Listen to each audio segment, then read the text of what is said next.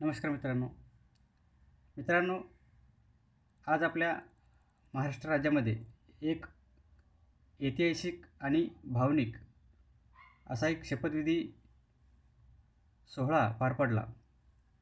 मित्रांनो, ऐतिहासिक यासाठी की आपल्या महाराष्ट्र राज्याला पहिल्या महिला उपमुख्यमंत्री सुनेत्राताई पवार यांच्या रूपाने मिळाल्या आणि भावनिक यासाठी की स्वर्गीय अजितदादा पवार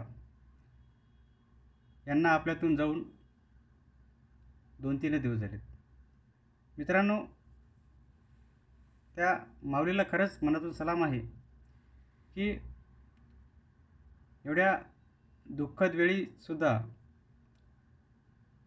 ह्या राज्याचा कारभार उपमुख्यमंत्री म्हणून स्वीकारत असताना त्यांच्या मनामध्ये किती संयम, किती धैर्य असेल याची कल्पनासुद्धा आपण करू शकत नाही.